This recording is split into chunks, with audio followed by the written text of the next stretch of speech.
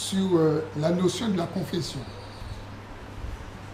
C'est ce qu'on avait commencé depuis l'autre mercredi dernier. Le Seigneur a permis qu'il y a eu quelques questions qui nous a permis d'ouvrir des parenthèses. Et là, on va revenir, mais on va lire un passage dans Luc. L'importance de la confession et tout ce qu'il y a tout autour. Alors, Luc chapitre 13. Alléluia.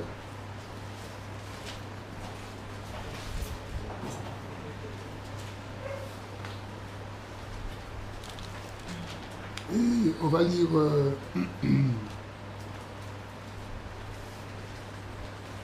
à partir du premier verset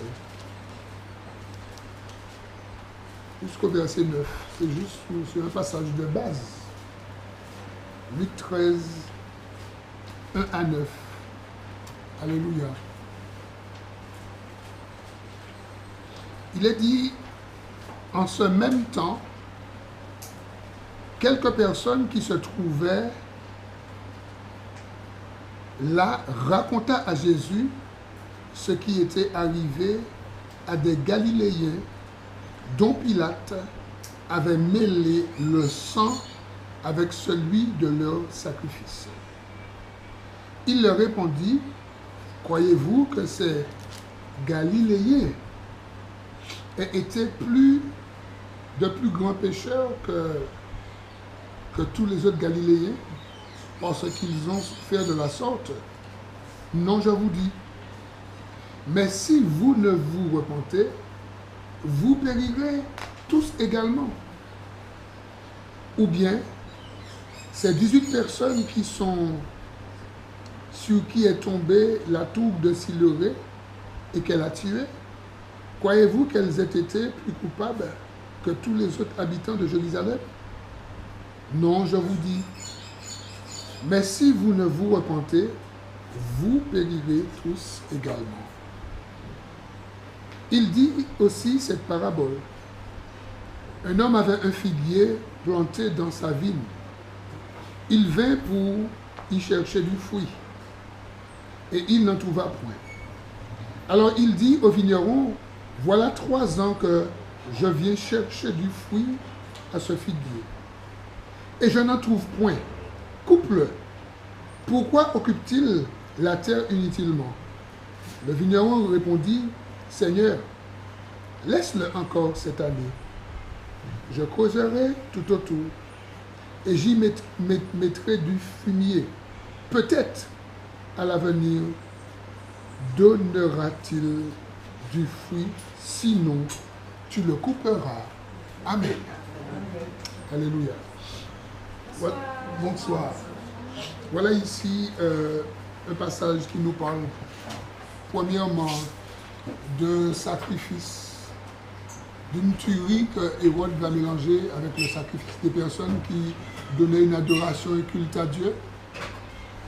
Et puis Hérode va profiter pour mélanger le crime avec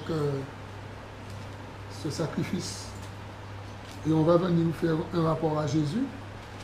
Mais Jésus n'est pas celui qui rentre dans les procès pour donner tort, pour donner raison. Parce que des fois, ce qu'on a envie d'entendre, c'est que ah ouais, j'ai raison, tu as tort, il a tort, j'ai raison. Mais Jésus n'est pas dans ce cliché-là. Tu vois, Jésus, il va leur dire ici, est-ce que vous pensez que les autres sont plus coupables? Et le Seigneur va dire l'essentiel, si vous ne vous repentez, vous périrez tous également. Voilà, le Seigneur met le point sur la chose la plus importante, la repentance. Quel que soit ce qu'on peut faire, d'accord, quel que soit, la repentance.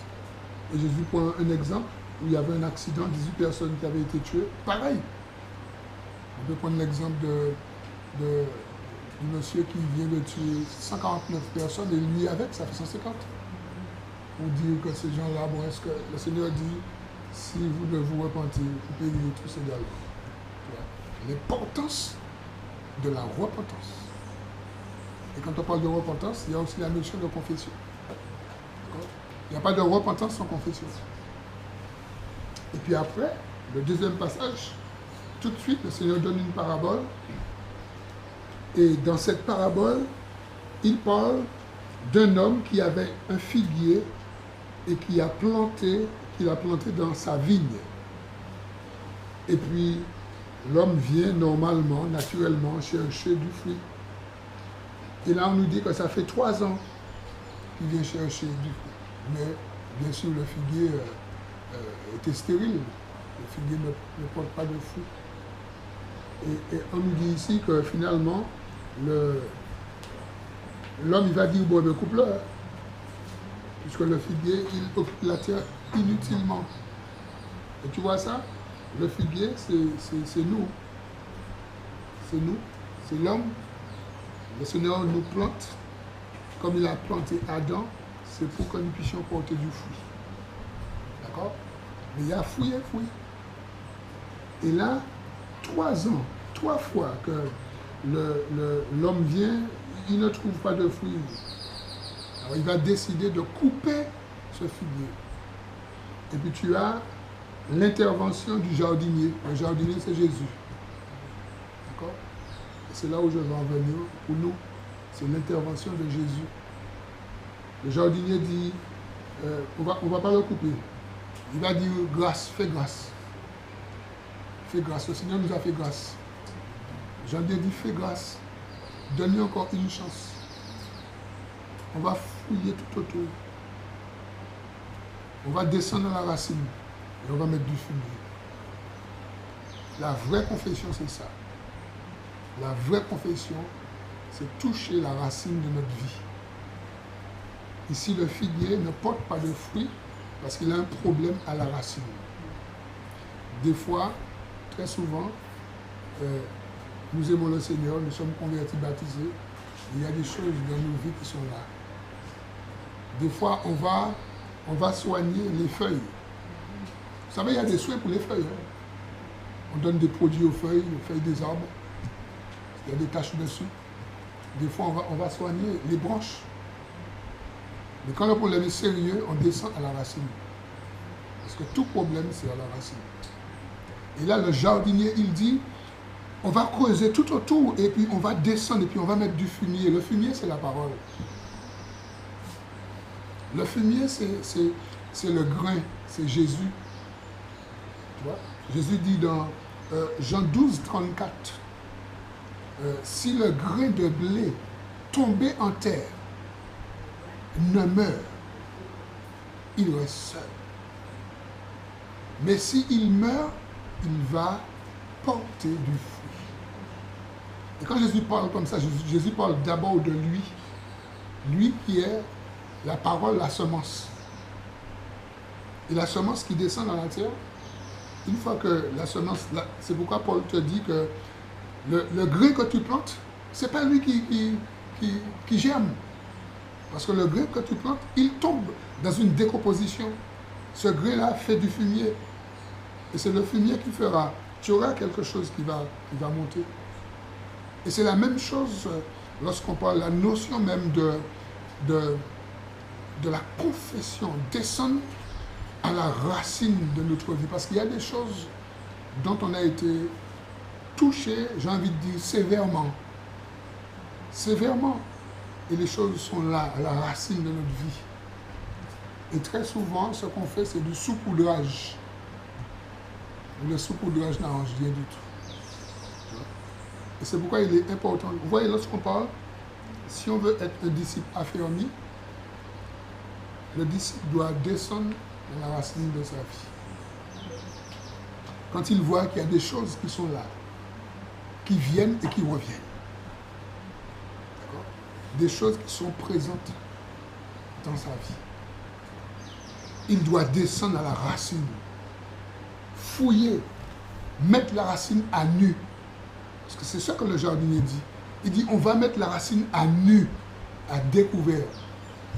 Lorsqu'on lit dans c'est Hébreux, chapitre 4, le verset 13, il est dit que nulle créature n'est cachée devant le Seigneur. Tout est à nu et à découvert. Tu vois? Ça veut dire que le Seigneur sait. Il connaît la racine de notre vie. Mais nous devons nous-mêmes mettre cette racine dehors. Dieu connaît, pour Dieu, il n'y a pas de problème. Tu sais, c'est comme j'ai compris un jour j'ai compris que lorsqu'on parle de confession, Dieu connaît notre vie. Des fois, on a peur de confesser. Dieu connaît. À la limite, on n'a même pas besoin de confesser à Dieu parce que Dieu connaît notre vie. Tu vois, Dieu sait tout. Mais Dieu veut qu'on s'humilie, qu'on lui confesse nos péchés en partageant avec quelqu'un. Tu vois? Parce que lui, Dieu, il sait notre vie, il sait qu'on a péché, mais il nous a vus. Il nous a vu, tout ce qu'on fait, il nous voit. Il n'y a rien qui ne lui soit caché. Et les choses qu'on a fait en secret, le Seigneur les a vues. Hein. Le Seigneur ne fait même pas d'effort pour nous voir. Hein. Il nous voit tout simplement. Tu vois? La vérité, c'est quelque chose, tu vois? La vérité, même les yeux de Jésus. Quand Jésus, tu vois, Jésus nous perce. Tu vois, la racine, quand tu regardes une racine, eh bien, tu vois dans la racine les gens qui travaillent là, comment on va dire ça, qui font des expériences, ils ont du matériel, tu vois, pour voir les fuites des choses. Eh bien, le Seigneur, quand il nous voit, il voit notre vie là. On est à nu. Les fibres même de notre vie, tout est dans les mains du Seigneur. Tu vois, il voit tout. Et ce qu'il veut, c'est que nous puissions descendre. Il y a des choses, c'est pourquoi la notion de la confession, c'est une notion quand même très importante. Alors, il y a aussi un côté dangereux. D'accord? Il y a aussi un côté dangereux. Ça veut dire que si on se met à confesser, si on se met à dire les choses les plus secrètes à n'importe qui, parce qu'on a entendu par exemple un enseignement, on a été touché, on a été interpellé, et puis là on se dit, bon ben il faut, eh bien, ça peut être aussi dangereux. D'accord? De mettre les choses, j'allais dire, les plus secrètes, les plus délicates. L'ossature même de notre vie, parce qu'il y a des choses, qui sont là, mais c'est notre vie. Tu vois? Et pour peu qu'on va mal gérer ça, ou l'autre qui va prendre connaissance, il va mal gérer ça, et bien, après, ça c'est, j'ai envie de dire entre parenthèses, c'est comme si c'est fini pour nous, parce qu'il y a des choses, tu vois, quand tu vas mettre à nu, et puis si on va colporter ça, tu vois, ça c'est le côté danger. C'est pas parce qu'il y a un côté danger qu'on ne va pas descendre dans la confession si, je dis bien, si on a quelque chose dont, alors n'oublions jamais, je reprends un peu la parole de mon frère, n'oublions jamais ce qu'on avait dit. Tu es là, tu es au Seigneur, il n'y a pas de problème. Il y a une difficulté dans ta vie, il y a quelque chose, la chose est là. Tu as déjà demandé pardon. Tu as déjà même peut-être tout confessé, comme quelqu'un a dit, je confesse tout. Et tu vois que le problème est là. Tu tombes, tu retombes. Tu chutes à chaque fois. Et toujours le même problème. Il faut descendre à la racine. Il y a quelque chose à traiter là. Parce qu'à chaque fois, on retombe dans le même sujet, le même domaine. Tu vois, là, il faut descendre. Parce qu'on veut travailler, on aime le Seigneur. Parce que moi, je ne parle pas de personnes qui, peut-être que, je ne sais pas quoi. Moi, je parle, tu as des personnes qui sont sincères, qui aiment le Seigneur. Mais n'empêche, ce n'est pas parce qu'on est sincère, qu'on aime le Seigneur, il y a un problème qui revient et qui nous fait chuter à chaque fois, et puis on pêche. Et bien là, il y a quelque chose à faire, de très important. Mon frère, tu voulais poser une question derrière. Vous parlez plus fort? Oui, pour la confession. Oui. Est-ce que tu veux plus de précision? Parce que, voilà. Autrefois, j'avais confessé devant. Ce soir, souvent, c'est devant Dieu, je confesse. Si je renonce à que la sympathie, l'engagement, est-ce que dans la confession, est-ce qu'il y a aussi une notion de pardon, on peut dire, Oui. est-ce qu'il faut obligatoirement aller devant Quelqu'un, pour se confesser ou bien autre chose? d'accord, je comprends ta question, oui. Notre frère est clair, il y a une question qui le concerne, ça nous concerne tous, mais il nous dit qu'il ne s'est jamais confessé devant qui que ce soit. Alors on comprend sa question, parce que là il entend quelque chose qui l'interpelle. Parce que lui, il n'a jamais fait de qui que ce soit. Alors, la première chose, c'est que lorsqu'on enseigne quelque chose, on regarde est-ce que c'est biblique. C'est la toute première chose. Regarde, est-ce que la chose est biblique? Est-ce que tu as des versets dans la Bible qui te demandent de te confesser à un homme? Bien qu'on se confesse à Dieu. On a plusieurs passages.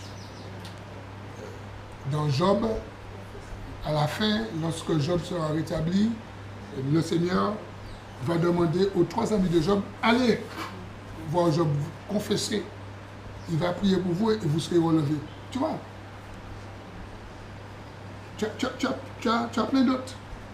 Par exemple, tu as l'exemple de Akan dans Josué chapitre 7. Akan va confesser, mais lui il va mourir. Alors, il y a la confession qui délivre. Mais je ne vais pas dire que c'est la confession qui tue. Mais ça dépend à quel moment qu'on confesse. Parce qu'Akan, lui, il avait volé des choses. Mais le temps qu'il avait pour confesser, il ne l'a pas fait. Mais là, il a été obligé de confesser pendant le jugement. Et là, il a confessé tout ce qu'il a fait, mais après, il a été lapidé, brûlé. Lui, sa femme, ses enfants, tout ce qu'il avait. Tout son patrimoine, ses bœufs, tout. Tu vois? Tout. C'est dans Josué, chapitre 7, je crois que c'est le verset 39 ou 40, quelque chose comme ça, où Josué va lui dire, donne gloire à Dieu et dis tout ce que tu as fait. Et il va confesser. Parce que le mot confesser, comme on avait dit la dernière fois, c'est dire comme Dieu. Tu vois, le mot confesser en grec, c'est dire comme Dieu, homologuer. J'homologue, je dis comme, Dieu dit, je dis. Dieu dit de confesser vos péchés les uns aux autres. Je dis d'accord, je confesse mes péchés les uns aux autres. Puisque Dieu le dit dans Jacques, chapitre 5, verset 16. Tu vois, c'est marqué d'une manière claire. Jacques 5, 16. Confessez vos péchés les uns les autres. Tu vois, les uns les autres. Hein? On voit bien que c'est pas avec des statues, des momies, non. Les uns les autres. Et priez les uns pour les autres. Tu vois, après la confession, on voit qu'il y a un besoin de prière. On ne confesse pas pour confesser. On confesse pas pour faire la mode, hein, pour faire bien. On a besoin de prière. Non, ma soeur. Alors, quand on a passé un moment de confession, est-ce que c'est quelque chose qui... Est-ce que c'est la confession profonde? Oui, oui, oui. Est-ce que c'est quelque chose qu'on a mis à refaire dans une vie? Parce que quand on a confessé quelque chose, enfin, tout ce que Dieu nous montrait sur l'instant, et que Dieu restaure en fait après. Et oui, Dieu restaure. Est-ce que c'est quelque chose qu'on sera peut-être amené à refaire dans une vie en fait? Très belle Parce question. qu'il y a des péchés, on ne retombe pas dans les mêmes, mais enfin, ta vie évolue, donc tu pêches dans d'autres choses, même si tu te repens tous les jours, mais est-ce qu'il y a quelque chose de... Enfin, je ne sais pas si... Oui, oui. Non, ta question, j'ai compris ta question. Alors, ce dont on parle, là, je vais vous donner un exemple me concernant. J'ai eu des choses dans ma vie, d'accord, qui ont été assez dures. Et quand je suis venu au Seigneur, j'ai confessé, demandé pardon au Seigneur. Je l'ai fait de plusieurs manières. Mais il y avait des choses sur ma vie qui étaient là, que j'avais confessé, mais j'avais un besoin, c'était, j'allais dire vital, très important pour moi, de le partager avec quelqu'un, de confesser à Dieu avec quelqu'un. Parce qu'il y a des choses que nous avons besoin de vomir. Oui, vomir. pour être soulagé. C'est comme si c'est quelque chose que tu as sur ton estomac qu'il faut te débarrasser de ça. Tu vois? Et il y avait quelque chose dans ma vie. Et quand j'ai compris l'importance de la confession, l'importance de cet échange, que je l'ai compris, eh bien, j'étais d'accord pour chercher quelqu'un, un frère ou une soeur. D'accord? J'étais d'accord. Et quand j'ai trouvé quelqu'un, j'ai dit plusieurs personnes, et à chaque fois, le Seigneur a mis opposition. Vous voyez? Et moi, j'étais prêt plusieurs fois. Et à chaque fois, Dieu a mis opposition. Dieu a opposé que je partage ça avec ces personnes. J'étais un peu frustré. Et ça a duré peut-être quelques années quand même. Et le Seigneur a permis que je trouve un serviteur avec qui j'ai partagé. Et là, Dieu... Vous voyez, c'est pourquoi je vous dis que un disciple, il est spirituel. Un disciple est sensible au Saint-Esprit. Un disciple recherche la volonté de Dieu dans tout. Même parce que là, nous sommes dans un cours, là, nous parlons de ça, mais ce n'est pas parce que nous parlons de ça que, à peine de sortir, je confesse pour le chien ou l'arbre. Vous voyez, nous avons l'Esprit de Dieu, nous recherchons la volonté de Dieu. Vous voyez, c'est très important. Parce que nous ne voulons pas faire les choses pour faire les choses. Nous ne voulons pas détruire, nous voulons construire. Tu vois? Et je réponds à la question de ma soeur. Et quand j'ai rencontré ce serviteur, où le Seigneur m'a dit, là, tu peux maintenant. Et j'ai partagé avec ce serviteur. Tout partagé avec lui. Et ça fait du bien. Alors, c'est quelque chose dont j'avais déjà confessé. Le Seigneur m'avait déjà pardonné. Alors qu'on comprenne bien, le Seigneur m'avait déjà pardonné. Si je venais à mourir, j'ai ma vie éternelle. Hein. Parce que c'est important pour nous de bien comprendre ce qu'on est en train de dire. D'accord? Parce que quand tu viens au Seigneur et tu as suivi le processus du plan du salut, parce que le plan du salut, il y a un processus là-dedans, dans le plan du salut. Tu vois? Quand tu es rentré là-dedans, tu as entendu la parole avec foi, tu t'es approché, tu as donné ta vie à Jésus. Tu as demandé pardon, tu as été sincère. Le Seigneur, ce jour-là, il te pardonne. Ce jour-là, tu rentres en Christ. C'est ce que nous dit Éphésiens 1, verset 13. Le jour qu'on a entendu l'évangile de notre salut, le jour que nous avons accepté, que nous avons cru, le Seigneur nous a scellés de son Saint-Esprit. Tu vois? Ce jour-là, il n'y a pas de problème, tu es pardonné. Mais ça peut arriver que il y a eu un événement dans ta vie, quelque chose qui t'a marqué. Tu vois? Et cette chose-là, elle est là. Et comme elle est là comme un poids, tu as besoin de confesser ce jour, de le partager avec quelqu'un. Tu vois? Fais bien la différence entre le pardon quand tu viens au Seigneur. Il t'a pardonné. Il y a des choses qui sont là, qui remontent, il y a des choses qui sont là ou bien qui te font chuter à chaque fois. Et tu vois que tu chutes, ça peut être à chaque fois que tu prends la cigarette, tu fumes à nouveau. Tu vois?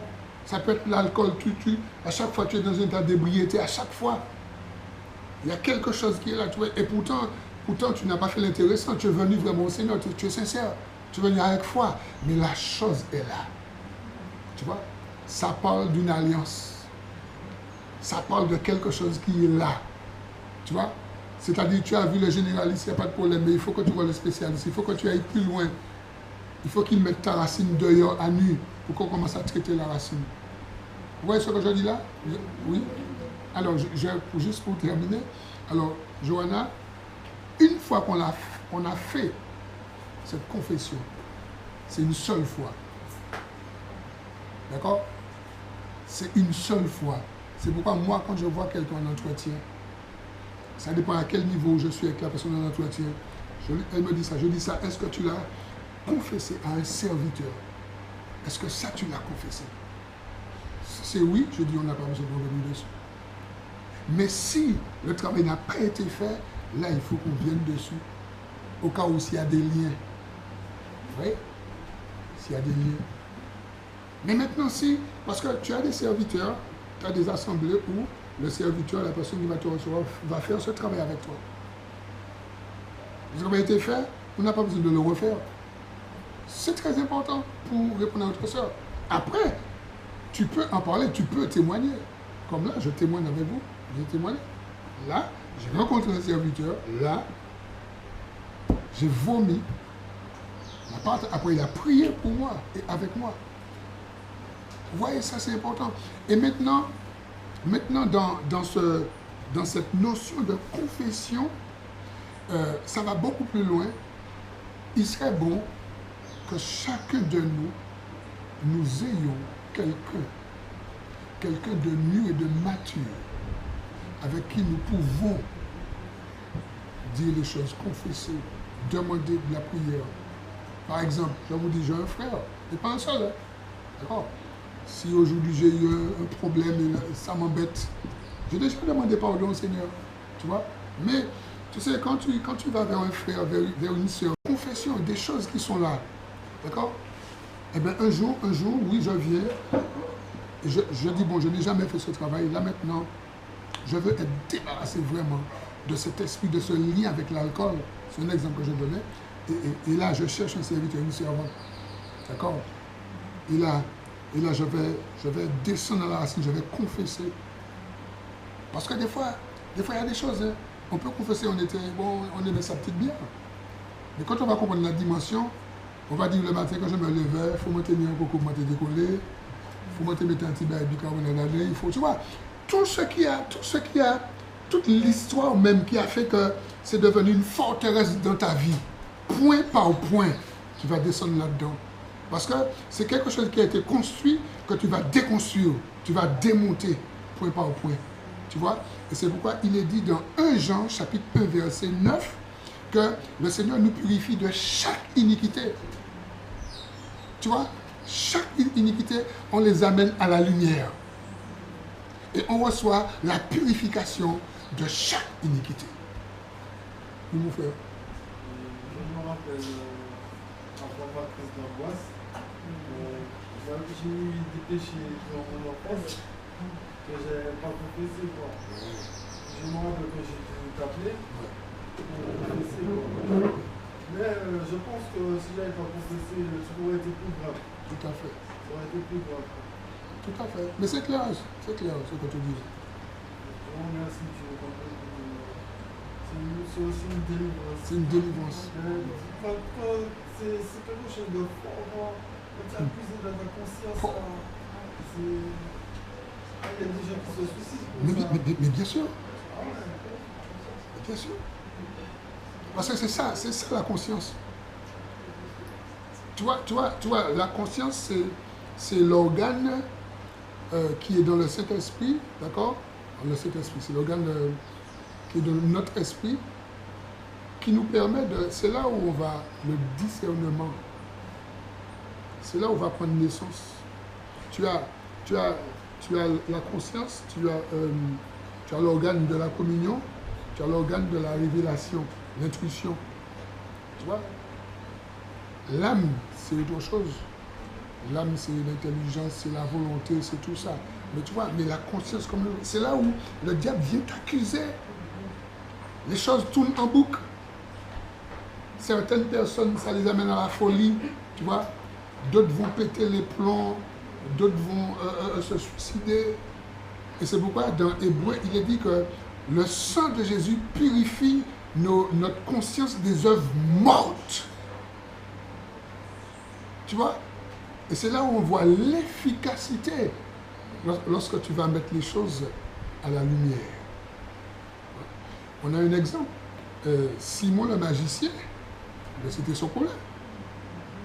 Il a vu Philippe qui prêche. Lui, avant, il était magicien, il faisait des tours. On le prenait pour un dieu, on le prenait pour un homme qui avait un certain pouvoir, parce qu'il avait un certain pouvoir. Mais comme le Seigneur fait la différence, lorsque Philippe descend, Philippe va prêcher l'évangile, d'accord? Et Philippe va, avec le pouvoir que Dieu lui donne, il va guérir, il va faire des miracles. Lorsque Simon voit ça, eh bien, il est séduit, tu vois? Mais c'est l'esprit de la magie qui est là, il est séduit. comme on dit ça, il est dans l'émotion. Parce qu'il a vu un qui est plus fort que lui. Alors il se soumet, il accepte le Seigneur, il se fait baptiser. Mais Simon, le magicien, n'a pas fait ce qu'on est en train de dire. Et c'est justement parce qu'il n'a pas fait. C'est dans Acte 8, je crois. Et c'est parce qu'il ne l'a pas fait. Lorsqu'il verra que Philippe va prier avec les gens, leur imposer les mains, d'accord, et qu'il y aura des manifestations par le Saint-Esprit, eh bien, il va dire, je vous donne de l'argent. Vendez-moi ce pouvoir.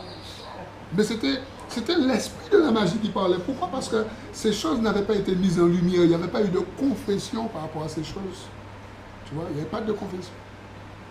Et ça, on trouve ça dans Acte 8 du temps de Philippe Pierre. Mais tu vois, un peu plus loin, avec l'apôtre Paul, là on voit la confession dans Acte 16 et Acte 19. Tu vois? Là on voit que les choses ont déjà évolué, on voit que l'enseignement a déjà évolué. Les gens ne viennent pas comme ça. Non, les gens viennent, les gens confessent, les gens déclarent, les gens renoncent. Tu vois? Parce que quand on suit le cours des choses dans les actes des apôtres, on voit aussi l'évolution. On voit les faits, on voit les choses. On voit que les gens venaient, ils confessaient, ils déclaraient. Ils coupaient tout lien qu'il y avait entre la chose et eux. Il y a une progression. Et dans nos jours, on trouve les deux phases. Hein. On trouve des personnes qui viennent au Seigneur, mais qui n'ont jamais rien confessé. Et je vous dis sincèrement, bien-aimés, chers amis, chers disciples, je vous dis sincèrement, c'est pourquoi on trouve pas mal de couples qui se marient et après qui divorcent. Parce que, sincèrement, il y a des choses qui sont là. Et le diable va utiliser ces mêmes choses pour mettre de la zizanie dans le couple. Parce que ces choses n'ont pas été mises en lumière. Alors, il y a une chose que je veux ajouter. Le mari, pour nos sœurs, votre mari n'est pas votre confesseur. Votre mari n'est pas votre pasteur. Bien que le mari, c'est le pasteur de la maison, mais dans cette notion dont je parle, le mari n'est pas son confesseur. La femme n'est pas non plus son confesseur. C'est très important. D'accord? Dans ce processus dont on parle là, on ne confesse pas à son mari ou à sa femme. Parce qu'on connaît beaucoup de maris qui vont prendre la chose comme une projectile après contre sa femme ou la femme contre son mari. Parce que là, comme on est vraiment dans une notion là, c'est spirituel. C'est quelqu'un qui est dans le ministère. Tu vois? Très important. On peut ébranler son mari, on peut ébranler sa femme.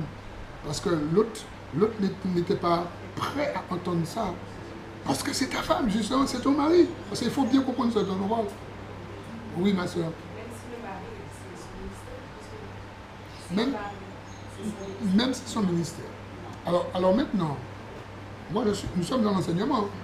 Maintenant, si dans leur couple, les deux personnes sont arrivées à un niveau mature, où le Seigneur veut que les choses se passent comme ça, gloire à Dieu. D'accord? Mais on connaît tellement de couples, ça a été la pierre d'achoppement. Ça a été le départ pour la séparation et le divorce. Moi, je cache dans ma femme. Mais gloire à Dieu. On n'est pas là pour détruire, là pour construire. Alors, gloire à Dieu. Alors, vous voyez, lorsqu'on parle, c'est pourquoi lorsqu'on enseigne, là on est dans l'enseignement, d'accord? Alors, parce qu'on fait la différence entre la prédication et l'enseignement, d'accord? Lorsqu'on est dans l'enseignement, quand on entend les choses, quand on est mûr, on sait faire la différence. On dit c'est vrai, le frère ou la soeur dit ça, mais moi je sais que dans mon couple, je suis arrivé à un niveau avec mon épouse où nous pouvons tout nous dire sans peur d'achoppement. Gloire à Dieu. D'accord? Gloire à Dieu. Mais sachons tout de même qu'il y a quand même un danger. Peut-être l'autre là, qui va dire le frère, ça est d'accord, mon épouse. Alors là, dans un moment. Tu vois? Nous, on a connu des épouses. On a connu des personnes dans notre ministère qui ont confessé l'autre. Eh ben, ah ouais, c'était désolant. J'ai connu des frères qui savaient que j'avais eu des entretiens avec leur épouse et qui ont voulu faire un peu de pression sur moi pour que je leur dise. J'ai dit, frère, arrête avec ton cinéma. J'ai dit, frère, tu arrêtes avec ton cinéma. Tu arrêtes, hein. Et ce que tu fais là, c'est pas bien. Hein. J'ai dit, Dieu va te frapper ce que tu fais là. Parce que tu veux. Parce que ça s'appelle de la sorcellerie. Oui, bien aimé. Ça, c'est de la sorcellerie. Et j'ai dit, frère, tu arrêtes avec ça. Je te respecte, je respecte ton épouse. Mais s'il y a eu quelque chose qui a été dit entre nous, là, je dis, frère, tu arrêtes avec ça. Ce que tu fais là, c'est pas bien. Et tu dois respecter ton épouse. Si elle veut te dire, elle te dit. Si elle ne veut pas te dire, elle ne te dit pas. Parce que ça aussi, c'est important, bien aimé. Quand on est dans ce domaine-là, c'est pas parce que c'est ma femme, c'est mon mari, qu'il est obligé. Non. Non, pas du tout. Et ça, il faut le savoir. Parce qu'on peut tomber dans l'abus d'autorité. C'est un abus d'autorité. Tu vois, on abuse de son autorité. Et là, on pêche. Non, il faut respecter l'autre, sa confidentialité. Oui, bien aimé, c'est ça. Et puis faire confiance à l'autre, faire confiance à Dieu. Faire confiance que l'autre avait quelque chose, même si la chose était très sale. Elle avait une chose très sale sur son cœur, elle a vomi avec un confesseur. Faire confiance à Dieu qu'elle a été délivrée. Mais ne pas être curieux pour savoir de quoi il s'agissait, non. Tu vas te tuer, tu vas te rendre malade. Le Seigneur n'a pas voulu que tu connaisses. Pourquoi tu veux chercher? Oh, oui, bien aimé, et c'est ça. Quand on a compris ça, on n'a aucun problème. On respecte sa femme, on respecte on respecte son enfant, on respecte aussi son parent ou ses parents. Tu vois? Ça, la confession, c'est nécessaire. Mais après, on ne joue pas non plus avec ça pour faire n'importe quoi. Parce qu'il y a des gens qui prennent ça pour une arme et après, ils vont tuer, blesser l'autre avec les choses dont ils sont au courant. Ça ne se fait pas. Ça, c'est de la sorcellerie. Ouais. On est là, bien aimé? Alors tu vois, le passage que tu as pris, vous voyez ce passage-là? C'est un passage où le jardinier dit, eh bien moi, je vais descendre à la racine, je vais mettre la racine à nu et je vais commencer à traiter la racine. Il y a des choses dans notre vie qu'il faut qu'elles soient traitées. Si on ne les traite pas. La semaine dernière, je crois que je vous avais donné un petit témoignage sur ça. Une jeune fille, alors, elle m'a donné l'autorisation de témoigner. Ça aussi, c'est important. Hein. Lorsqu'on est dans cette démarche, on n'apprend pas les choses des gens, les divulguer comme ça.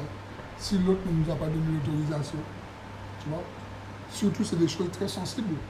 Ça ne se fait pas. D'accord? L'autre te donne l'autorisation. Et puis maintenant, étant un serviteur, il y a des choses qu'on peut témoigner. D'accord? Il y a des choses, hein, des choses dans la vie qu'on peut témoigner sans problème, pour donner gloire à Dieu. Mais lorsqu'on entre dans le domaine de la confession, des choses intimes qu'on a partagées avec, tu ne peux pas te mettre derrière la chaise et commencer à dire que je sais que ça arrive. Et des fois, on entend, des fois, on entend tout le temps. D'accord? Mais que je sais que ça. Tu vois? Ça aussi, il faut qu'on fasse attention. Si dans ce processus, on est disciple, parce que quand on est un disciple, quelqu'un peut venir nous voir, parce que la personne sait qu'on est un disciple. La personne sait qu'on a une vie. La personne sait qu'on est un homme ou une femme de prière. La personne sait qu'on est, tu vois, la personne viendra nous dire, frère, j'ai quelque chose à partager avec toi, soeur, et puis elle va partager avec toi. Quand elle a partagé avec toi, quand tu as fini, mets ça au pied de la croix.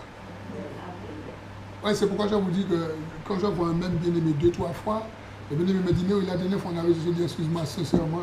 Je ne fais pas l'intéressant. Je dis, c'est vrai, tu m'avais dit ça, mais je ne me souviens pas. Toi, tu m'étais appris avec moi, et puis il y avait un petit truc, j'ai dit, j'ai déjà oublié. C'est pas exprès, mais j'avais déjà oublié. Parce qu'une fois qu'on a terminé, je dis, Seigneur, voilà, le bien-aimé là, voilà. Moi, je ne suis pas un cimetière de pécheurs. Non, mais c'est important ce qu'on dit là. Hein. Parce qu'il faut déposer ça au pied de la croix. Il ne faut pas non plus vous charger avec les choses. Hein. Matthieu 11, 28, 29, venez à moi, vous tous qui êtes fatigués et chargés. Alors Alors, si tu veux regarder toutes les affaires de la personne, regarde-le, mais moi, je ne regarde pas. Comment? Mais s'il a dit qu'il n'est pas très bon, alors c'est même regardé. Alors, vous comprenez, on le dit avec de l'humour, mais c'est important ce qu'on dit là. D'accord? Quelqu'un vient vers toi, partage quelque chose avec toi, après prie le Seigneur pour déposer ça là.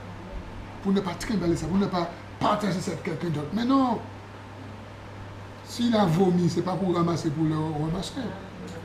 Vous voyez bien aimé, est-ce que vous voyez la notion du disciple? La notion, c'est cette notion-là. C'est là où nous voulons aller, c'est là où nous allons. Vous voyez, c'est là où nous allons. Le Seigneur a besoin de nous dans l'évangélisation, dans le suivi, dans le service, dans l'écoute, dans l'accompagnement. Tu vois? Il a besoin de nous. C'est important. Parce qu'il y a une grande souffrance autour de nous, des fois chez nous. Notre enfant, des fois, je ne sais pas, quand l'enfant vient te dire des choses, des fois tu es embarrassé. Parce que l'enfant te pose une question, l'enfant a un souci, des fois on s'énerve, mais il ne faut pas s'énerver, il faut l'écouter et dire Seigneur, bon, qu'est-ce que tu me donnes là pour ma fille? Parce que là, elle me présente un dossier difficile. Tu vois? Un dossier difficile. On a besoin de répondre, d'aider l'autre. Tu vois? C'est ça, bien aimé. Le disciple que nous sommes, c'est ça. La confession. Alors, on a parlé de... Quand on va... Est-ce qu'il y a une question? Ça va? Quoi? Quand la personne te confie un péché, Oui. tu as prié Avec tu as prié avec la personne, tu l'as renoncé et tout, et quand tu vois que, par exemple, quelques mois ou après, tu sais, quand on a fait une confession, une déclaration, Oui. il y a des détails qui sont donnés, et Oui. quand tu vois, en tant que frère ou soeur, que la personne commence à retendre vers ce petit, enfin, Ouais. la première petite pierre qui fait que. Alors, en tant que disciple, je suppose qu'il faut forcément dire fais attention, mais je sais pas comment expliquer, parce que ça peut être aussi mal pris parce que en fait c'est à toi que la personne a fait ça. Je ne sais pas si on comprend ça. Oui, je parce qu'en fait, comprends. ça m'arrive. Ouais.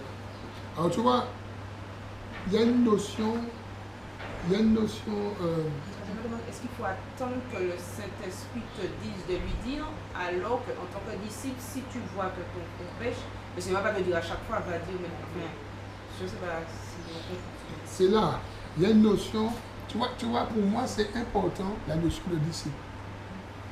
C'est pourquoi on va revenir dessus à chaque fois. Si on est vraiment un disciple, on n'est pas là pour notre bien, on est là pour le bien de Dieu, le bien du royaume, le bien de l'Église. Ça veut dire que lorsque l'autre viendra nous dire fais attention parce que je vois que peut-être que tu vas. L'autre, s'il a assez mûr, il doit comprendre que l'autre ne nous embête pas.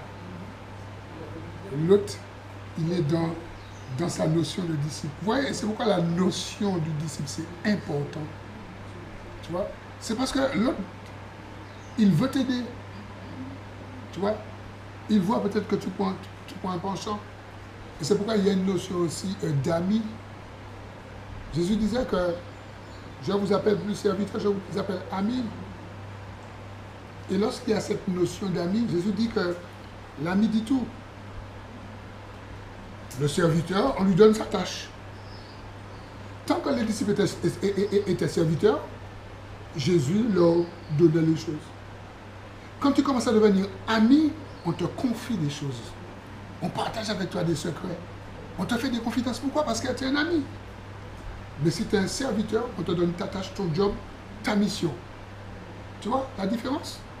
Et si dans cette notion de disciple, il y a aussi la notion d'ami, il y a des choses que forcément qu'on pourra dire à l'autre. Vous voyez, bien aimé, comment les choses, vous ma soeur? Oui, alors je voulais dire, si par exemple, on a confessé, par exemple, quelque chose qu'on faisait à quelqu'un, par exemple, une sœur ou un frère, on n'est pas forcément un pasteur, un serviteur de Dieu, et que tu lui as parlé de ça, c'est une confession, tu lui as dit que tu faisais telle chose. Normalement, elle a prié ou il a prié avec toi. Normalement, tu ne devais pas retourner dans, enfin, je pense que tu ne devais pas retourner dans la chose. Retourner pour toi, c'est quoi? Rechuter? Oui, oui. Rechuter. Tu fais quelque chose, je sais pas, par exemple, tu as l'habitude de boire, par exemple, et tu vas confesser à une soeur en frère. En paix ensemble. Normalement, en fait, moi je pense que normalement tu ne devrais pas recommencer à boire. Et si tu recommences, il y a quand même quelque chose qui l'a fait. Alors, une fois que tu as, le frère a pris avec toi, alors dans la confession, il y a quoi? On l'a développé. Il y a la déclaration. S'il y avait une alliance, il y a aussi renoncer à cette alliance. S'il y a restitution à faire, il faut restituer des choses. Il y a renoncement, il y a tout. Et puis il y a un suivi, il y a un engagement. L'engagement, c'est je ne veux plus recommencer. Et après, il y a veiller sur cet engagement. Tu vois? Alors, par rapport à ta question, il peut y avoir un suivi. Tu sais, dans les miracles de Jésus, tu as des miracles où Jésus a fait une seule fois, c'est réglé. Tu as d'autres miracles que Jésus a fait plusieurs fois. Par exemple, pour les aveugles. Il y a des aveugles, il n'a pas touché, il a dit, vois, l'autre a vu. L'autre, il a mis ses mains, il a vu. L'autre, il a pris sa salive. Et il a fait en 2 fois, avant que l'autre voie. C'est pour nous montrer que tu as des choses qui vont se faire progressivement. Mais ce qui est important, c'est ta sincérité et de veiller à ton engagement. Tu vois? De veiller. Le renoncement, c'est quoi? Je renonce à l'esprit de l'alcool. Je renonce à l'esprit du tabac, nicotine, enfin, je renonce. Mais une fois que tu dis que tu renonces, il faut veiller parce que c'est pas parce que tu as dit que tu as renoncé que lui, il a renoncé à toi. C'est toi qui as renoncé à lui. Alors ça veut dire que quand il va venir, l'envie va venir, il faut redoubler d'efforts. À ce moment-là, qu'est-ce que tu fais? Tu portes ta Bible, mais qu'est-ce que tu vas faire? Tu vas confesser positif. Et c'est pourquoi au départ, le premier jour, j'ai dit confesser négatif, enfin, ton péché. Mais tu auras toujours besoin de confesser ce que dit la parole. Quand tu sens maintenant que tu vas tomber, tu vas chuter, quand tu sens que les envies viennent, quand tu sens que tu es séduit, quand tu sens que, tu vois, là tu confesses positif. Tu confesses la parole, tu confesses les versets de la parole. Tu confesses que tu ne vas pas tomber. Tu confesses que tu es délivré. Qu'est-ce que David a dit dans le psaume 18, verset 4, quand il a senti qu'il était dans l'adversité? Il a dit, je m'écris, loué soit l'Éternel. Il a fait une confession positive. Parce qu'il a senti que l'adversité était là. Il dit, je m'écris, loué soit l'Éternel, et je suis délivré de tous mes ennemis. Il a confessé. Alors, il a confessé son péché, mais il a confessé ce que Dieu dit aussi. Quand tu sens l'adversité est là, tu sens que tu vas tomber. Et c'est pourquoi il est bon de connaître. J'appelle ça soit diminution, soit un paracétamol, soit un doliprane. Chaque verset, tu vois, c'est ça, c'est une pharmacie. Tu vas dans la pharmacie, et bien tu prends tel comprimé, tu vois. Et c'est ça, ma soeur. Et puis il y a aussi, la Bible nous dit dans 1 Pierre, résister au diable avec une foi ferme et il s'enfuira loin. Tu vois, ça veut dire qu'il y a un vrai combat là. Il faut lui résister. Tu vois, Joseph a résisté à la femme de Potiphar. Hein. Et certainement, cette femme, elle était très belle, très coquette, toute belle, nous pouvons imaginer. Mais Joseph,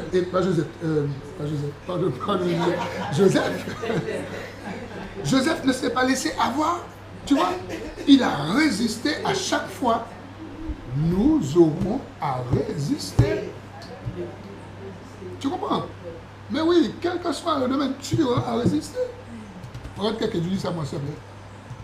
Tu auras à résister. Mais oui. Mais oui, tu comprends? Nous aurons à résister. En fait, si tu veux, le test, c'est ça. Hein. Le test, c'est quand tu es éprouvé ou tenté.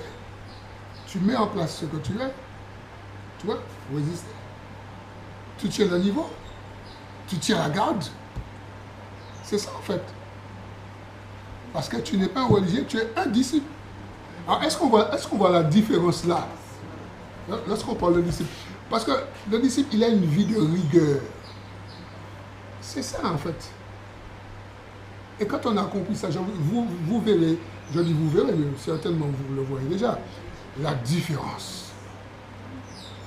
Comment on réagit. Là où on dégainait vite. Là où on se mettait vite en colère. Là où, quand tu commences vraiment à te mettre à genoux, tu vois, à te mettre à genoux et à reconnaître tes carences, à reconnaître tes défauts, à ne plus les défendre parce qu'on est dans une phase des fois, on défend nos défauts, on défend nos carences. Tu vois. Mais quand on a compris, là, on ne défend plus, on dit oui, c'est vrai, c'est ça, mais je ne veux plus de ça. Tu vois. Là, quand tu commences à dire oui, ça c'est vrai. Mais des fois, on commence à dire, ah, mais non, c'est le frère, mais non, moi, mais non, le disciple, non. On met ça dehors. On renonce, on confesse. On dit, je ne veux plus ça dans ma vie, au nom de Jésus. Plus ça dans ma vie, au nom de Jésus. Tu vois. Et là, frère, là, soeur, tu verras ta vie, elle va commencer à changer. Et c'est pourquoi j'aime beaucoup, lorsqu'on parle de l'acier trempé. L'acier trempé, au départ, c'est du fer doux.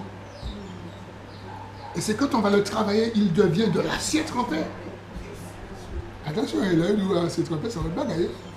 Ah, mais c'est pareil pour nous. C'est pareil pour nous. La parole nous forge, la parole nous forme. La parole, tu vois, c'est ça. C'est ça le disciple. Nous transforme.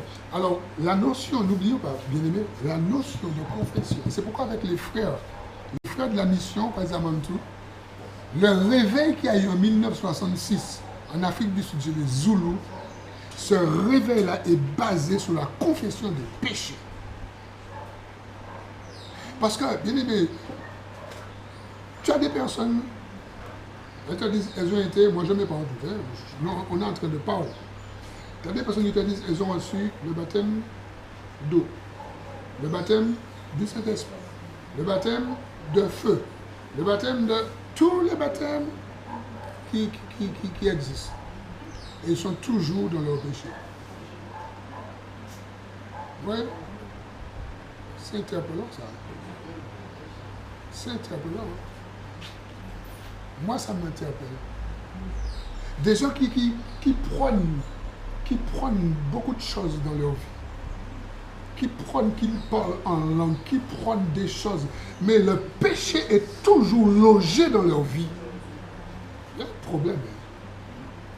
Moi, je vous dis, ça y a un problème. Il faut commencer à confesser son péché. Il faut commencer à confesser son péché. Là, le Seigneur va nous faire du bien. Et ces frères-là, les frères disaient qu'ils avaient leur église, ils étaient pasteurs, bon, les gens se convertissaient, il y avait plein de choses qui se faisaient, mais ils se sont rendus compte qu'à chaque fois, les gens qui venaient, qui se baptisaient, ils retombaient dans leur péché. Mais on est dans la religion. Mais des fois, nous, c'est pareil. On retombe dans nos péchés. Quand tu viens de prendre ton baptême là, c'est vrai, tu fais attention pour ne pas mentir, machin, mais quand il y a 2-3 jours, 2-3 mois, tu vas commencer à mentir sans problème, comme si tu buvais de l'eau. Tu vois? Et quand tu mens, tu n'es pas interpellé. Si tu n'es pas interpellé, le Saint-Esprit n'est pas là. Est-ce que vous êtes là avec moi? Parce que la première chose que le Saint-Esprit fait, il te convainc. S'il ne te convainc pas, il n'est pas là. Alors, tu dis tu es baptisé, tu dis mais tu pêches, tu mens. Ou pas même gêné. Ou pas mentir, ou pas même gêné. Ou pas pécher, ou pas même gêné. Le Saint-Esprit n'est pas là. Tu es dans une religion. Tu as besoin d'être converti. Bien aimé, est-ce que nous sommes là? Est-ce que vous êtes là avec moi? Vous voyez là, on entre dans une autre dimension. Là, on ouvre nos yeux, on dit attention, là c'est autre chose là. Hein. Ouais, on ne se trompe pas. Oui, ma soeur? J'avais, dans mon travail, j'avais tout le temps fais tout le temps en train de dire chip, chip, chip, chip. Ouais. Tout le temps. Ouais. Je fais trapper chip, chip, chip, chip. Et après, c'est sur ça, c'est sur le chip là aussi. Et Vas-y. un jour, ma collègue me fait remarquer le chip, chip, chip, chip. J'ai dit, je dis tout chip. Mais en fait, je lui ai déjà parlé du Seigneur, je lui ai dit que je suis dans le Seigneur, que je suis. Et elle me dit, tu me dis, et tu as des problèmes, tu as des difficultés. Mais j'ai dit, Dieu veut aider ça. Amen. Amen. Tu les gères autrement. Vous voyez ça? Un petit chip. Ouais. C'est une expression.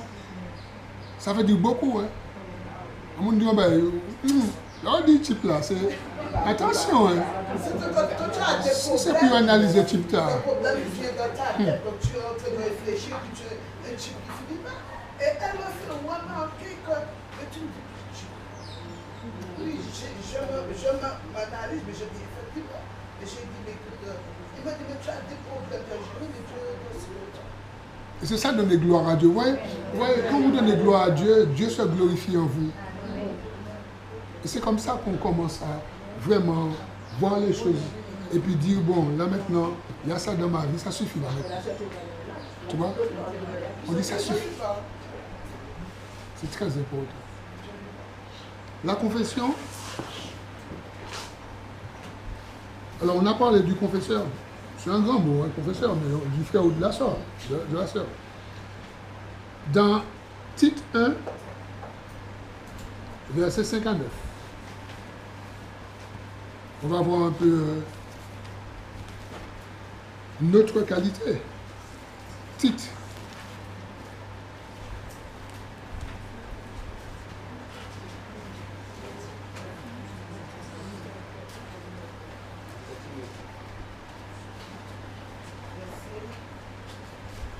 Verset 5 à 9. Quelqu'un peut lire, hein, quand tout le monde a trouvé.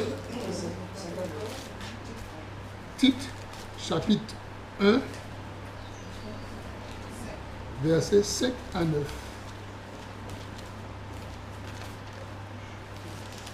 Je vais lire. Je t'ai laissé en Crète afin que tu mettes en ordre ce qu'il reste à régler et que, selon mes instructions, tu t'établisses des anciens dans chaque ville. S'il s'y trouve quelque homme irréprochable, mari d'une seule femme, ayant des enfants fidèles, qui ne soit ni accusé de débauche, ni rebelle. Car il faut que l'évêque soit irréprochable comme économe de Dieu, qu'il ne soit ni arrogant, ni colère, ni à donner au vin, ni violent, ni porté à un gain déshonnête, mais qu'il soit hospitalier, ami des gens de Dieu, modéré, juste, saint, tempérant, attaché à la vraie parole telle qu'elle a été enseignée, afin d'être capable d'exhorter selon la saine doctrine et de réfuter les contradicteurs. Amen. Voilà ici quelques qualités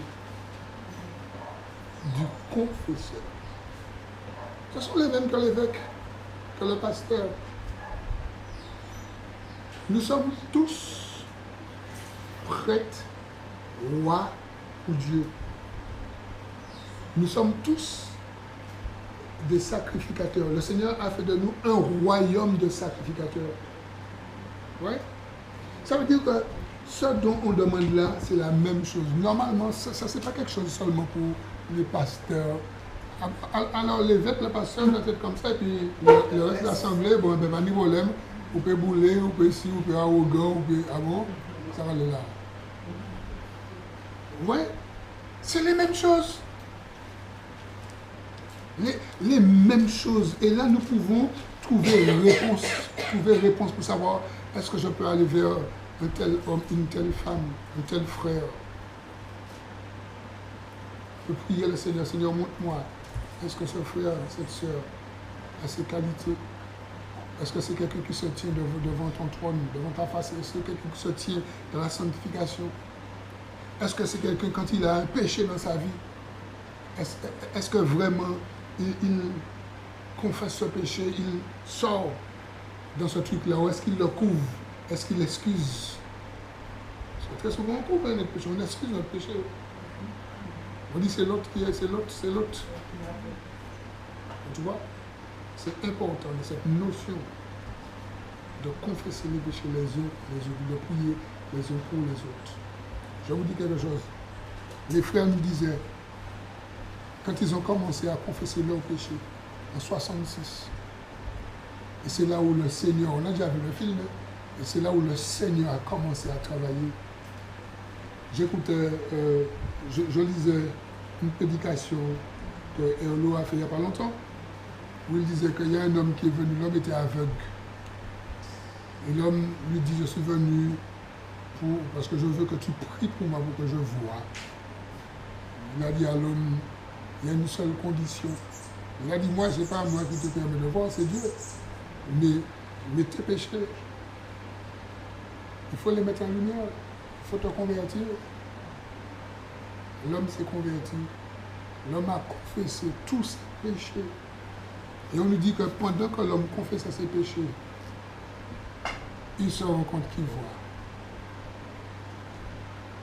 Nul ne sait quel désordre que le péché peut faire dans la vie de quelqu'un. Le péché dans notre vie, ça nous met misérables, ça nous met aveugles spirituellement, ça nous met sans argent, sans bonheur. Le péché dans la vie de quelqu'un, c'est pourquoi il est important de confesser son péché. Mais quand tu le confesses, il faut renoncer, il faut t'engager pour ne pas retomber. Qu'est-ce que le Seigneur Jésus a dit à la femme dans Jean 8? Amen. Tu vois, Amen. C'est ce qui est important.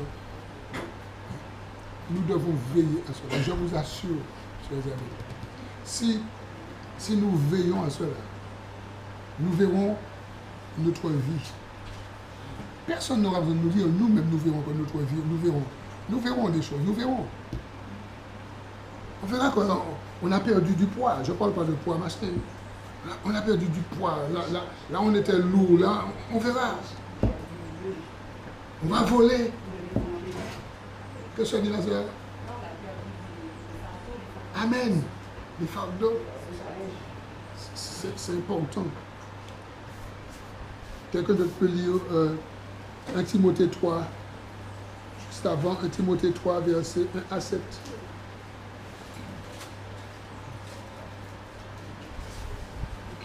Pardon. 1 Timothée chapitre 3. Sachez que dans les derniers jours, il y aura des temps difficiles. Non, 1 Timothée. Ah oui, Tu es dans 2 Timothée. Pas grave. 3, versets 1 à 7. Cette parole est certaine. Si quelqu'un aspire à la charge d'évêque, il désire une œuvre excellente. Il faut donc que l'évêque soit irréprochable, mari d'une seule femme, sobre, modéré, réglé dans sa conduite, hospitalier, propre à l'enseignement. Il faut qu'il ne soit ni abonné au vin, ni violent, ni indulgent, pacifique, mais indulgent, pacifique, désintéressé. Il faut qu'il dirige bien sa propre maison et qu'il tienne ses enfants dans la soumission et dans une parfaite honnêteté. Car si quelqu'un ne sait pas diriger sa propre maison, comment comptera-t-il de l'Église de Dieu? Il ne faut pas qu'il soit un nouveau converti, de beurre, d'enfant d'orgueil, et qu'il ne tombe sous le jugement du diable. Amen. Après, tu as des conséquences immédiates. Tu vois, avec ces critères, nous avons quand même quelques éléments de choix. Parce que quelqu'un qui n'est pas mature, on ne peut pas aller vers cette personne. Mais elle n'est pas mature. Quelqu'un qui c'est un désordre dans sa famille. Tu vois, ce n'est pas un jugement, mais nous avons ici des critères. Ça veut dire que cette personne, justement, elle a besoin d'être accompagnée pour qu'elle devienne. Tu vois? Ça, c'est important. Tu sais, devant la parole de Dieu, on doit être clair. Même si on se sent un peu... Toi, des fois, on se sent un peu visé. Mais c'est ça la parole de Dieu. Mais ce n'est pas pour qu'on reste dans cette position. Non. C'est pour qu'on puisse devenir meilleur. C'est ça. Et là, on a des éléments. Une personne, effectivement, qui a ses qualités, alors je veux dire encore autre chose, ces qualités ne viennent pas de nous-mêmes. C'est le Seigneur qui nous en dit. Amen. Tu vois? Tu sais, la Bible te dit que Dieu est un feu dévorant. Et plus tu vas t'approcher de Dieu, plus ce feu dévorant va brûler toutes les scories, les choses dans notre vie. C'est pourquoi il y a des personnes qui ne veulent pas s'approcher de ce feu. Parce que le feu de Dieu brûle toutes ces choses. Plus tu vas aller dans la sanctification, c'est ça la sanctification. C'est t'approcher de la parole. C'est vouloir faire la volonté de Dieu. C'est Dieu qui te rend capable. C'est Dieu qui te rend digne. Mais je n'ai rien en moi pour arriver. C'est Dieu qui me rend digne. C'est Dieu qui nous rend digne. Tu vois? C'est pourquoi l'apôtre Paul dit, si quelqu'un se glorifie, il se glorifie de la croix de Jésus. On ne se glorifie pas de nous-mêmes. C'est important parce qu'on peut aussi, si le Seigneur nous a bénis, nous permet de nous tenir dans la sanctification, on va commencer à faire l'intéressant sur le frère, sur la soeur, peut-être parce qu'on s'est guidé dans un... Non, au contraire, on doit tomber à genoux pour ce frère, pour cette soeur. Au contraire, on doit tomber à genoux, on doit prier, on doit lui offrir nos services. Et quand on va vers lui, on prie. Parce que quand tu vas vers l'autre, l'autre peut se sentir, tu vois, on prie. Moi, je me souviens, j'ai été vers un frère, ça fait des années, bon, je vais toujours vers les gens, mais c'est un témoignage. C'est un frère qui était tombé. Quand j'ai été vers lui, le Seigneur m'avait mis à cœur d'aller le voir. Je lui ai demandé ce que tu veux, que je sais que tu traverses un moment difficile, mais bon, je m'aurais prié avec toi si tu veux. Je sais que, en plus, il était très jugé. Je te dis que le Seigneur a béni. Le Seigneur a béni. Et après, le frère, il m'a dit, frère, jusqu'à là, tout ce que j'entendais, c'est les gens me disaient ce que je savais déjà. Quand tu es dans le péché, il faut sortir. Oui, c'est vrai, mais qu'est-ce que tu proposes? Tu vois? Tu es dans la fornication, il faut sortir. Oui, c'est vrai. Mais qu'est-ce que tu me proposes? Est-ce que tu m'offres de prier avec moi un petit moment? Est-ce que tu me donnes quelques outils? Oui, là, c'est bien notre dimension. Oui, c'est vrai, il faut dire l'autre, mais qu'est-ce que tu proposes à l'autre? Ne serait-ce que 10 minutes. Lis un psaume, je veux prier avec toi. Le Seigneur va te donner la force. Ça seulement, on ne sait pas ce que Dieu peut faire à partir de ça. À partir de ça, là, on a posé un acte là, des actes, tu vois. Là, à partir de ce qu'on a posé, on ne sait pas ce que le Saint-Esprit fera après ça. Oui, et c'est ça, bien, le disciple, c'est ça. Tu vois, tu vois l'autre, il est dans son truc là. Tu cherches un moment pour l'aborder. Tu évites de lui dire des choses devant tout le monde pour ne pas le mettre plus mal qu'il est déjà. Tu lui offres tes services. Mais en même temps, quand tu lui offres tes services, une manière pour qu'il comprenne que tu ne veux pas l'écraser. Ouais. Et c'est ça, c'est important. Ça s'appelle la compassion.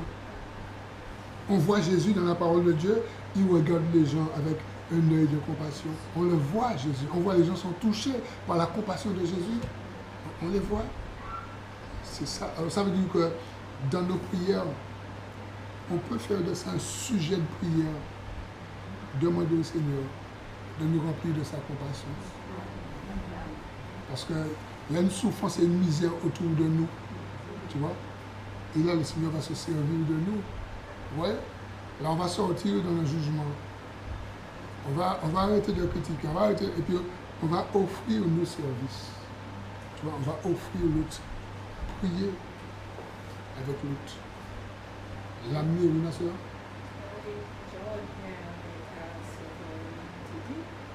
Vous parlez plus fort? Oui, je reviens à ce que tu veux dire.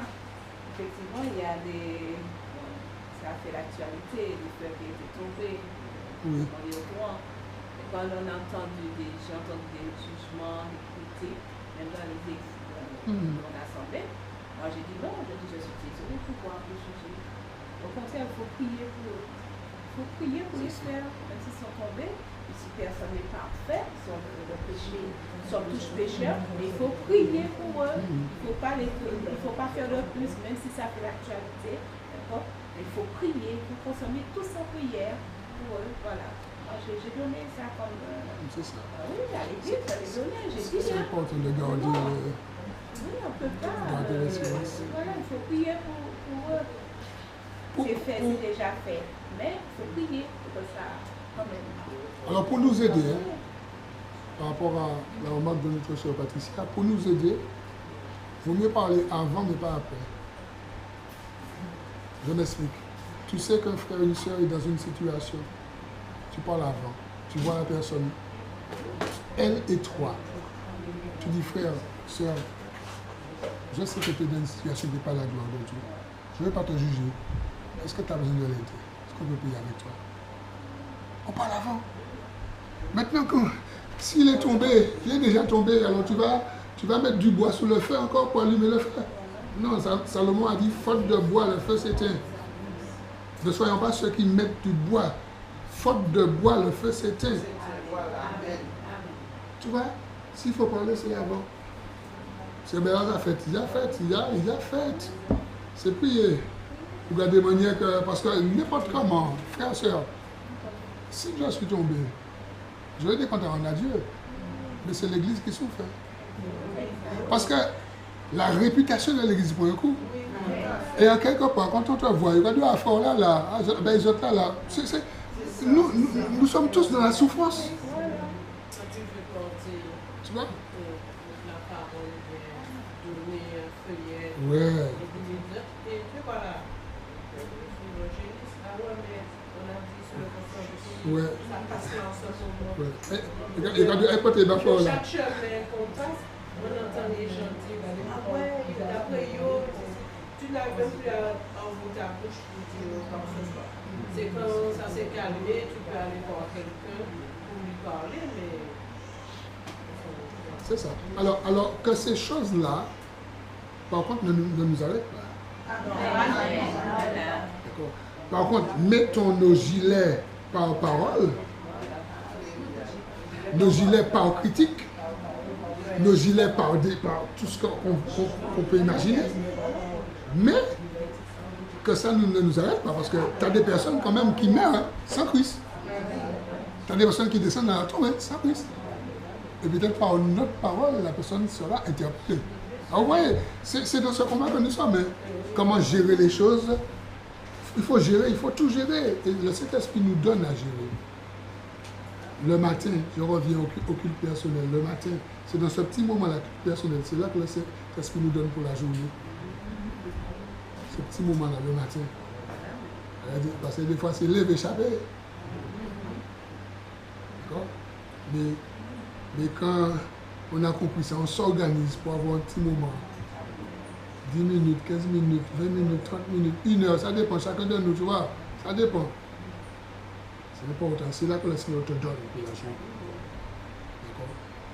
Alléluia. Je ne sais pas s'il y a une question, l'heure est là, parce que j'ai évangélisation dans un moment.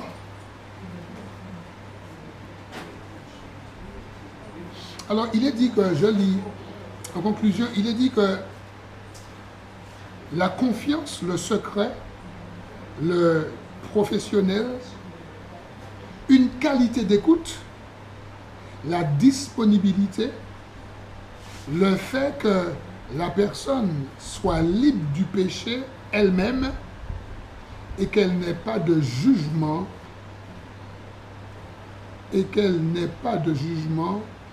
sont les principes qualités à discerner. Et puis après, bon,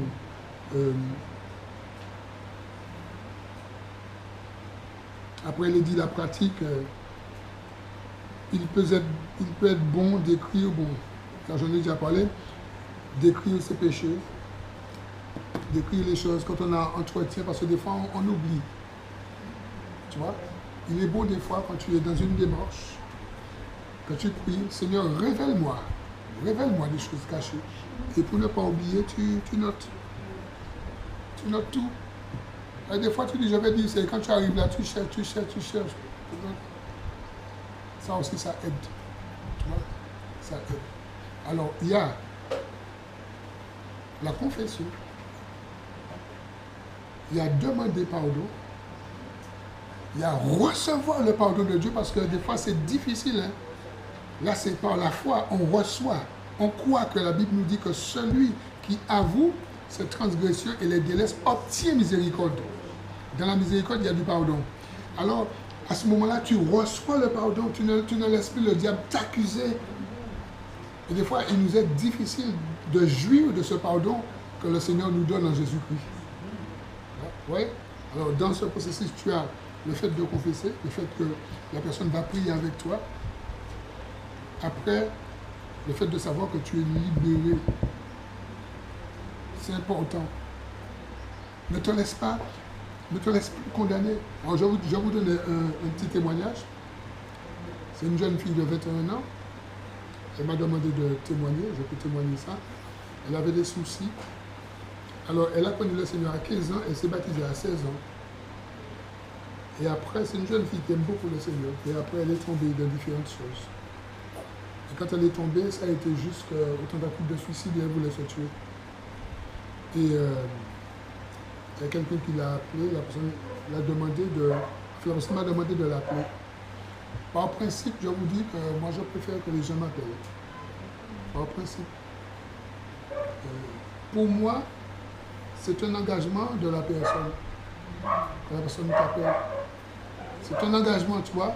Alors, ça dépend, des fois, le Seigneur peut vous montrer, bon, appelle la personne. Je parle la toute première fois.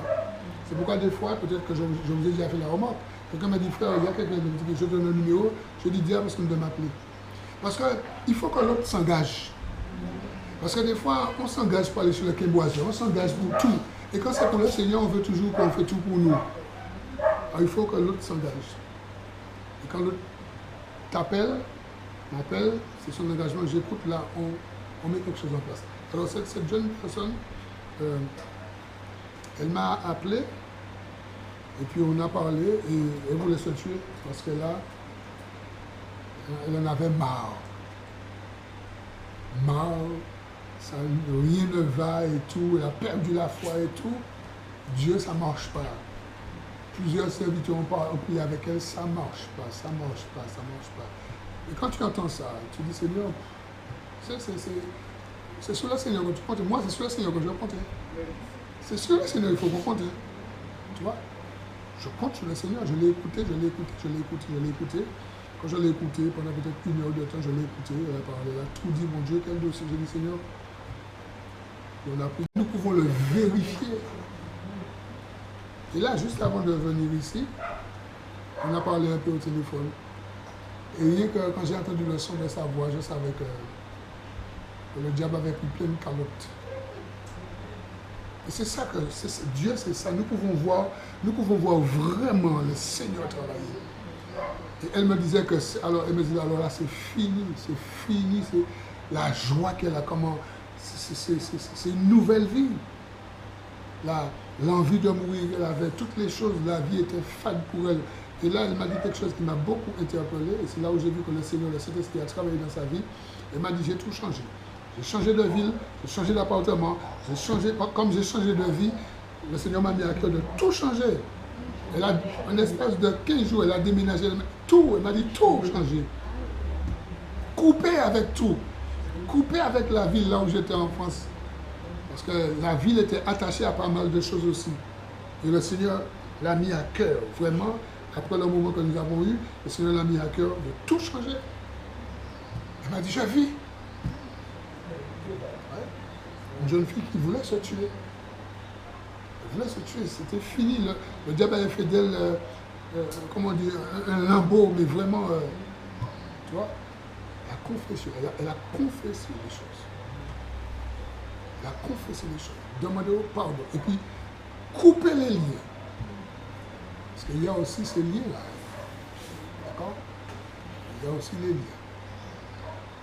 Peut-être mercredi prochain, on va parler de liens. Il y a aussi les liens. C'est invisible, mais c'est là. L'apôtre Paul reçoit du Seigneur. Ne savez-vous pas que celui qui couche avec la prostituée forme un seul corps, devient lui-même prostitué? C'est marqué. Noir sur blanc. C'est ça. Il y a un lien là. C'est pourquoi l'alliance du mariage, l'homme et la femme sont liés. Ils deviennent une seule chair. Il y a un lien. Ça c'est le bon lien. C'est un lien divin. Parce que Dieu, c'est lui qui a pensé le mariage, ce n'est pas l'homme. D'accord? Dieu, c'est lui qui a institué le mariage. C'est lui qui a uni. C'est lui qui unit deux personnes. Et il dit qu'ils deviennent inséparables. Par contre, nous les hommes, nous pouvons les séparer. L'avocat peut séparer, le juge peut séparer, on peut prononcer des divorces. L'homme peut séparer. Mais personne ne peut désunir, personne ne peut délier ce que Dieu a lié. Tu vois la différence? Mais il y a aussi les mauvais liens. On va parler des liens la prochaine fois si Dieu veut. On va arrêter là pour ce soir.